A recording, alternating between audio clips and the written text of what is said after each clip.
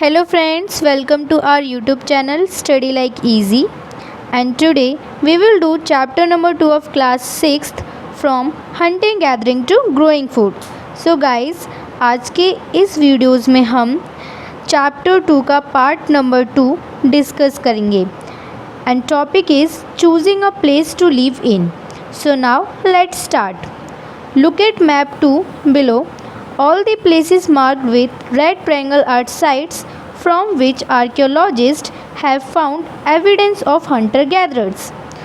Hunter-gatherers lived in many more places, only some are so on the map. Many sites were located near sources of water such as river and lakes. तो guys generally हमें क्या करना है, map 2 को देखना है और जो sites all the places marked with red triangle are sites from which archaeologist have found evidence of hunter gatherers. कहने का मतलब ये कि हमें मैप 2 को देखना है, उसमें रेड कलर के ट्रायंगल्स बने होंगे, वो क्या आपकी साइट्स हैं जहाँ पर हमारे जो आर्कियोलॉजिस्ट हैं उनको हंटर गैदर्स के क्या मिले हैं, एविडेंस को उन्होंने फाइंड आउट किया है। और ये जो हंटर गैदर्स हैं वो आपकी काफ़ी सारी जगहों पर रहते हैं, लेकिन कुछ ही हमें मैप में बता रखी हैं। And many sites were located near source of water. और आपको बता दिया जाए कि ये जो काफ़ी सारी जो साइट्स हैं वो आपकी जहाँ पर वाटर अवेलेबल है उनके पास ये साइट्स प्रेजेंट हैं, सच एस रिवर्स हो गई, लेक्स हो गई। तो उसमें जनरली आपको बता रखा है कि अक्सर ज़्यादातर जो साइट्स होती हैं वो आपकी कहाँ होती हैं, नियर सोर्स ऑफ वाटर। जहाँ पर वाटर अवेलेबल होगा वहाँ पर क्या होंगी, ज़्यादातर साइट्स होंगी। जैसे कि रिवर्स मीन्स नदियों के किनारे होंगी, लेक्स के किनारे आपको क्या मिलेंगी, काफ़ी सारी साइट्स मिलेंगी। जैसे कि हमें बोला कि हमें मैप 2 को देखना है, तो आप मैप 2 में देख सकते हो रेड ट्रायंगल, ये क्या हमारी साइट्स है। कौन सी साइट से ये, इसमें हमें क्या मिले हैं, हंटर जो हमारे हंटर गैदरर्स हैं उनके क्या मिले हैं, एविडेंस मिले हैं। किसमें, भीमबेटका। और ये जो भीमबेटका केव है ये आपकी क्या है, एक पैलियोलिथिक केव है। क्या है, पैलियोलिथिक केव, जो कि कहाँ पर है, मध्य प्रदेश में। कहाँ पर है, मध्य प्रदेश में। और एक है कुन्नूल केव। क्या है, कुन्नूल केव। और ये जो कुन्नूल केव है ना वो आपकी कहाँ पर है, आंध्र प्रदेश है। और ये जो कुन्नूल केव है इसमें ये क्या आपकी एक तो पैलियोलिथिक साइट्स है, ठीक है। और इसमें आपको क्या मिले हैं, इसमें आपको फायर के एसेस मिले हैं। कहाँ पर, कुन्नूल केव में। और जो हुंसगी है वो आपकी कहाँ पर है, कर्नाटक में है। और इसमें हमें बड़े बड़े क्या मिले, स्टोन्स मिले हैं। और ये जो भीमबेटका केव है ना इसमें आपको क्या मिली है, पेंटिंग्स मिली है। किसकी, हंटर गैदर्स की। तो इससे हम ये कंक्लूज़न निकाल सकते हैं कि उस टाइम पे आपके जो हंटर गैदर्स थे वो अवेलेबल थे और उन्होंने ये जो केव है उसमें वो रहे थे, क्योंकि हमें उसमें क्या मिले हैं, हंटर गैदर्स के एविडेंस मिले हैं। So guys, as stone tools were important, जैसे कि हमें पता है कि जो स्टोन टूल्स होते हैं वो क्या होते हैं, इम्पॉर्टेंट होते हैं। People tried to find place where good quality of stones was easily available. तो मतलब कि बोल रखा है कि हमें जैसे ये पता है कि मतलब कि अर्लीस्ट टाइम पे जो अर्लीस्ट मैन थे उनके लिए जो स्टोन टूल्स थे वो काफ़ी ज़्यादा क्या थे, इंपॉर्टेंट थे, ठीक है। और जो लोग थे वो जनरली वहाँ पर रहना पसंद करते थे जहाँ पर गुड क्वालिटी क्या मिले हो, जहाँ पर गुड क्वालिटी की जो स्टोन्स है वो अवेलेबल हो, जहाँ पर वाटर अवेलेबल हो, तो अक्सर लोग वहीं पर रहना पसंद करते थे। जैसे कि ये क्या एक पेंटिंग है जो कि भीमबेटका केव है ना, वहाँ पर ये जो मैंने आपको भी बताया था भीमबेटका केव, तो उसमें आपको ये पेंटिंग मिली है, जो कि ये जो रॉक पेंटिंग है जो कि हमें ये बताती है कि उस टाइम पे आपके जो हंटर गैदर्स थे वो अवेलेबल थे और वो क्या करते थे, हंटिंग गैदरिंग करते थे। और ये कहाँ पर है, आपकी मध्य प्रदेश में। कहाँ पर है, मध्य प्रदेश में। देखो जैसे कि आपको ना यहाँ पर भी बता रखा है कि Bhimbetka in present day Madhya Pradesh, कि जो भीमबेटका है वो आज के दिन कहाँ पर है, मध्य प्रदेश में। This is an old site, ये क्या आपकी काफ़ी पुरानी साइट्स हैं। With rock and with caves and rock shelters. People choose this natural cave because they provided shelter from rains, heats and wind. और मतलब कि इसमें बता रखा है कि ये जो भीमबेटका केव है वो आपकी काफ़ी पुरानी केव है, मीन्स काफ़ी पुरानी क्या ये साइट्स है जो कि प्रेजेंट टाइम पे कहाँ पर है, मध्य प्रदेश में है। और ये क्या करती है, लोगों को शेल्टर प्रोवाइड करती है, किससे, रेन, हीट और विंड से। और ये जो रॉक शेल्टर्स है वो आपकी कहाँ पर है, नर्मदा वैली के किनारे है, ठीक है। तो ये इसमें आपको बता रखा है। अब आप देख सकते हो उसमें अब हमारा जो नेक्स्ट टॉपिक है, जैसे कि आप देख सकते हो ये क्या हमारी केव्स हैं, साइट्स काफ़ी सारी हैं, ठीक है। फिर अब बता रखा है कि sites are places where the remains of things. तो बता रखा है कि अक्सर जो साइट्स हैं वो कहाँ पर ही अवेलेबल होती हैं। तो साइट्स आर प्लेसेस, साइट्स क्या जगह हैं, where the remains of things means tools हो गए, पोर्ट्स हो गए, building etcetera were found. Sites क्या हैं, वो जगह हैं जहाँ पर हमें क्या मिले हैं, काफ़ी सारे टूल्स मिले हैं, पोर्ट्स मिले हैं, बिल्डिंग्स मिले हैं, ये सारी चीज़ें मिले हैं। And these were made use and left beyond by people. और ये सारी जो चीज़ें हैं वो यूज़ की गई थी लोगों के द्वारा काफ़ी टाइम पहले। And these may be found on the surface of the earth. और ये जो चीज़ें हैं ना वो आपकी कहाँ मिलती है, अर्थ की सरफेस पर मिलती हैं। And buried under the earth. और अगर हम अर्थ की खुदाई करते हैं, ठीक है, तो वहाँ पर हमें क्या मिलते हैं, काफ़ी सारे टूल्स, पोर्ट्स, ये सारी क्या मिलते हैं, हमें एविडेंस मिले हैं। और ये सारी जो चीज़ें वो कहाँ पर अवेलेबल है, अर्थ पे। और समटाइम्स इवन अंडर वाटर, और कभी कभी क्या होता है पानी के अंदर भी मिलती हैं। You will learn more about different sites in later chapter. और आप ना काफ़ी सारी साइट्स के बारे में अगले चैप्टर में पढ़ोगे। अब हमारा गाइस नेक्स्ट टॉपिक है कि फाइंडिंग आउट अबाउट फायर। अब हम क्या करेंगे, फायर की फाइंड आउट करेंगे, ठीक है। Now find the Kurnool cave on map 2। जैसे कि मैंने अभी आपको दिखाया था मैप 2 में, कुन्नूल केव कहाँ थी आपकी, आंध्र प्रदेश में थी। और मैंने आपको अभी प्रीवियस में बताया था बिफोर कि जो कुन्नूल केव थी उसमें हमें क्या मिले हैं, फायर के एसेस मिले हैं। तो ये देखो यहाँ पर आपको बता रखा है कुन्नूल केव को हमें क्या करना है, फाइंड आउट करना है मैप 2 में, जो कि मैंने आपको बताया था कहाँ पर है, वो आंध्र प्रदेश में। ट्रेसेस ऑफ एस, हमें क्या मिले उसके, फायर के एसेस मिले हैं, मीन्स राख मिली है। हैव बीन फाउंड एयर, यहाँ पर हमें मिली है। This suggest that people were familiar with the use of fire. तो इससे हम क्या कंक्लूजन निकाल सकते हैं, तो इससे हम ये कंक्लूजन निकाल सकते हैं कि उस टाइम पे मीन्स जो पैलियोलिथिक टाइम पीरियड था उस टाइम पे लोग क्या थे, फेमिलियर थे किससे, यूज़ ऑफ फायर। मीन्स उस टाइम पे उन्होंने आग की खोज कर ली थी, आग का यूज़ कर लिया था। तो बोल रहे हैं कि जो हमारे जो पहले अर्ली मैन थे वो आपकी जो फायर थी उसका काफ़ी सारी चीज़ों के लिए यूज़ करते थे। जैसे कि as a source of light के लिए यूज़ करते हो, ठीक है, मीट को पकाने के लिए करते हो, और एनिमल को डराने के लिए करते थे। कौन, अर्ली मैन, किसका यूज़, फायर का यूज़। तो आपसे पूछेगा कि जनरली बताओ कि जो मतलब कि जो फायर थी, वो फायर की जो एसेस थे वो आपको कहाँ मिले थे, तो वो आपको कहाँ मिले थे, कुन्नूल केव में मिले थे, ठीक है, जो कि कहाँ पर है आज के टाइम पीरियड में, आंध्र प्रदेश में है। और जो लोग थे उस टाइम पीरियड में लोग फेमिलियर थे किससे, यूज़ ऑफ फायर। उन्होंने आग की मतलब कि यूज़ किया था, और वो लोग आग का काफ़ी सारी चीज़ों के लिए यूज़ क्या करते थे, जैसे कि लाइट्स हो गई, मीट मीट को पकाने के लिए, ठीक है, और एनिमल्स को स्केयर करने के लिए यूज़ करते हैं। And what do we use fire for today. और अगर बात करें हम आज की, तो आज हम मतलब कि जो फायर उसका किन किन चीज़ों के लिए यूज़ करते हैं। तो हमें पता है आजकल फायर का काफ़ी सारी चीज़ों के लिए यूज़ होता है, खाना बनाने के लिए।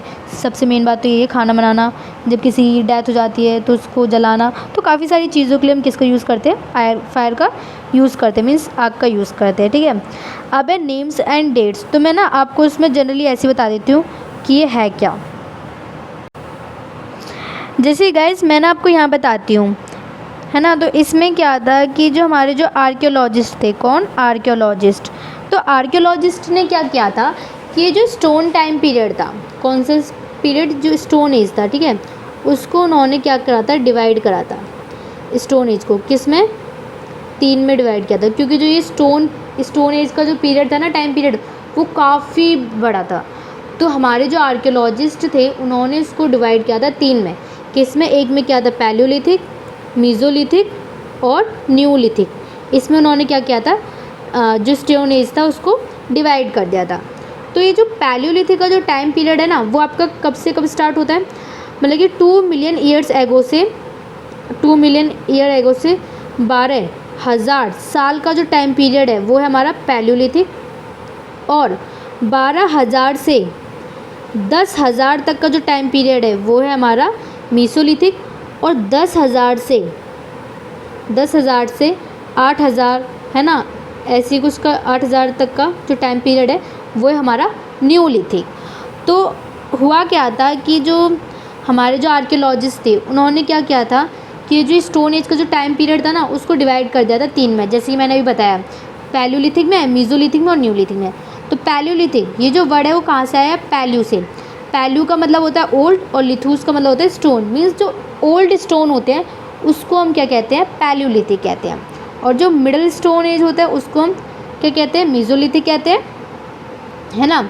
और ये जो आपका जो स्टोन एज का जो टाइम, मतलब कि जो ओल्ड स्टोन एज का टाइम पीरियड है जिसे हम पैलियोलिथिक कहते हैं, वो 2 मिलियन ईयर एगो से, कहाँ से? 2 मिलियन ईयर एगो से 12,000 ईयर एगो का टाइम पीरियड है।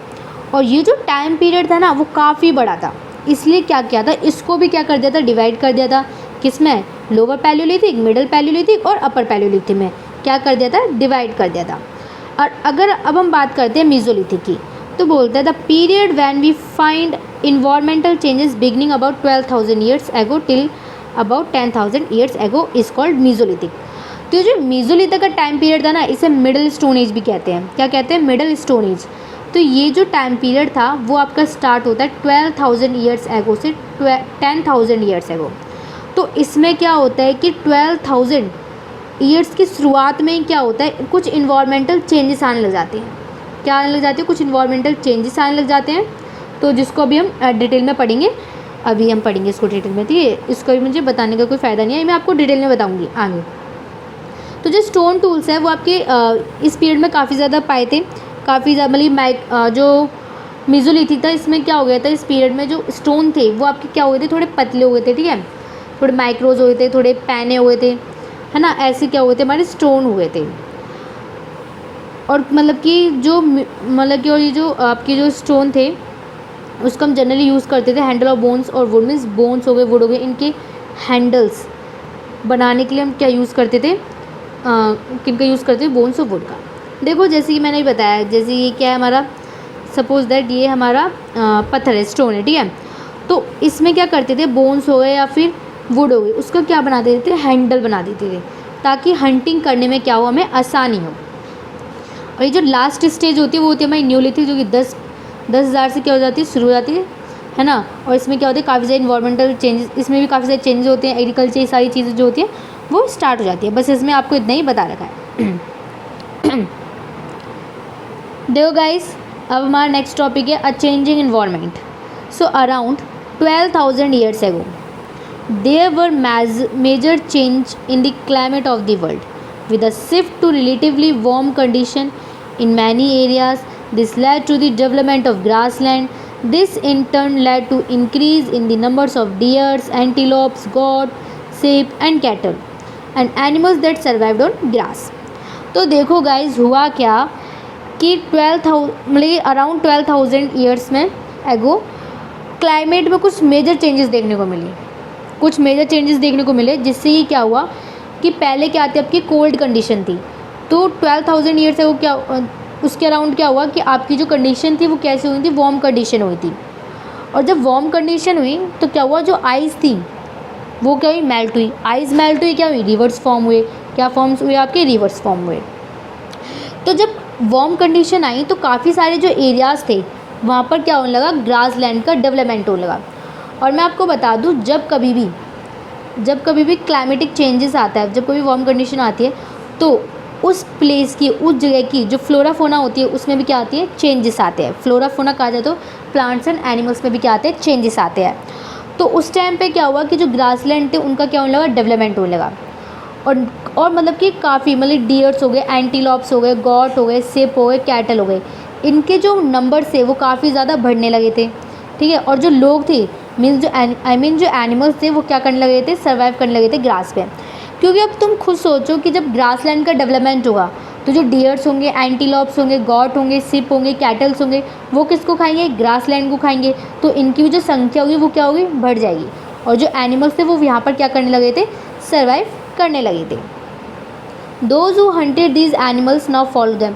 और जो इंसान इनको हंट करता था, मीन्स जो डियर्स हो गए, एंटीलॉप, गॉट, सिप, कैटल्स, जो भी लोग उनको हंट करता था वो इनको फॉलो करने लगे। And learning about the food habit, और जानने लगे कि आखिर कैसे खा रहे हैं, कैसे इनकी ब्रीडिंग हो रही है, ये सब चीज़ों को वो लोग सीखने लगे। कौन? जो अर्ली पीपल थे, ठीक है।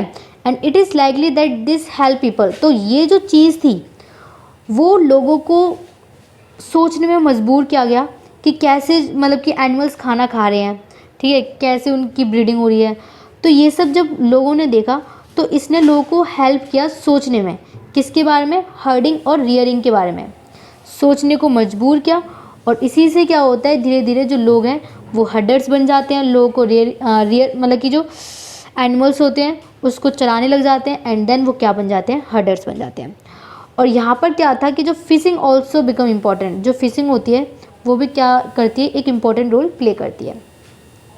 अब हम पढ़ेंगे कि the beginning of farming and herding, कि आखिर ये जो फार्मिंग है और ये जो हर्डिंग है आखिर इसकी शुरुआत हुई कैसे। So this was also a time when several grains bearing grasses including wheat, barley and rice grew naturally in different part of the subcontinent. एक टाइम पीरियड था, उसमें क्या आता है कि अचानक से मतलब कि वीट हो गई, बार्ले हो गई, राइस हो गई, ये ग्रासेस पर उगने लगी थी, नेचुरली उगने लगी थी, ठीक है, डिफरेंट पार्ट ऑफ द सब कॉन्टिनेंट में। तो जो मैंस थे, विमेंस थी, चिल्ड्रंस थे, वो प्रोबेबली इन सब चीज़ों मतलब ये जो ग्रेन्स है उनको फूड के रूप में क्या करने लगे, कलेक्ट करने लगे, and learn where they grow. और फिर वो लोग ये चीज़ को देख रहे हैं कि आखिर ये जो फसल है, ये जो क्रॉप्स है वो उग कैसे रही है, इनकी रैपनिंग कैसे हो रही है, इन सब चीज़ों के बारे में लोगों ने सोचा, सीखा कि आखिर कैसे क्रॉप्स उग रही हैं, कैसे इनकी रैपनिंग हो रही है। तो ऐसे धीरे धीरे करते करते लोगों ने इनके बारे में सोचा और वो लोग क्या बन गए, फार्मर बन गए। उन्होंने प्लांट्स को उगाया अपने आप, जब उन्होंने प्लांट्स को उगा लिया तो वो क्या बन गए, फार्मर बन गए, ठीक है। तो फार्मर कैसे बने, हुआ क्या था कि जो वीट, बार्ले, राइस ये सब थे, वो ये जो क्रॉप्स थे वो ऑटोमेटिक नेचुरली क्या होने लगे थे, उगने लगे थे, नेचुरली क्या ग्रो हो रहे थे। फिर जो मैंस थे, वीमेंस थी, चिल्ड्रंस थी, वो मतलब कि इन सबको कलेक्ट किया, किसके रूप में, फूड के रूप में कलेक्ट किया। फिर उन्होंने इसके बारे में सोचा कि आखिर ये कैसे ग्रो हो रहे हैं, है ना, कैसे इनकी राइपनिंग हो रही है, इन सब चीज़ों के बारे में सोच विचार किया। फिर लोगों ने प्लांट की, फिर लोगों ने प्लांट को ग्रो किया, फसल उगाई। ऐसे धीरे करते करते वो लोग क्या बन गए थे, फार्मर बन गए थे, ठीक है। And people could also attract and then tame animal. फिर क्या हुआ कि धीरे धीरे जो लोग थे वो एनिमल्स की तरफ क्या होने लगे, अट्रैक्ट होने लगे, उनको टेम करने लगे, उनको पालतू बनाने लगे, अपने कैंप्स के बाहर जाकर फूड को छोड़ने लगे, है ना, द फर्स्ट छोड़ने लगे ताकि जो लोग हैं, ताकि जो एनिमल्स हैं उनको टेम किया जा सके। तो पहला जो फर्स्ट एनिमल्स था वो कौन सा था, वाइल्ड एंस्टर डॉग, जिसको क्या किया था, टेम किया था, पालतू बनाया था, ठीक है। कौन था वो, wild ancestor of the dog. Later धीरे धीरे और जो एनिमल्स थे उनको भी वो लोग क्या करने लगे थे, टेम करने लगे थे, अपने मतलब कि कैंप्स के बाहर जाकर उनको भी टेम करने लगे थे धीरे धीरे। और जो वाइल्ड एनिमल्स हुआ करते थे उनसे शिप्स, गॉड, कैटल्स, इन सबको क्या करते थे, बचाते थे, इनकी रियरिंग करते थे। और ऐसे धीरे धीरे करते करते वो क्या बन गए, वो हर्डर्स बन गए थे। और उन्होंने ये चीज़ को भी देखा कि आखिर ये जो एनिमल्स है वो कैसे खा रहे हैं, उनकी ब्रीडिंग वो भी देखा था, सीजन्स को देखा कि आखिर ये कैसे खा रहे हैं, इन सब चीज़ों को देखा। एंड देन वो क्या बन जाते हैं, आपके हर्डर्स बन जाते हैं। और फिर धीरे धीरे जो लोग थे वो अट्रैक्ट होने लगे, किसकी तरफ, एनिमल्स की तरफ। और देन वो क्या बन गए, आपके हर्डर्स बन गए थे, ठीक है। अब सो गाइस यहीं पर हमारा टॉपिक ख़त्म होता है। आई होप आपको ये वीडियो पसंद आई होगी, आपको सब कुछ समझ में आया होगा, मेरे साथ पढ़ने में मज़ा आया होगा। ऐसे ही और वीडियोज़ के लिए हमारे चैनल को सब्सक्राइब करें, कमेंट करें और लाइक करना ना भूलें। धन्यवाद।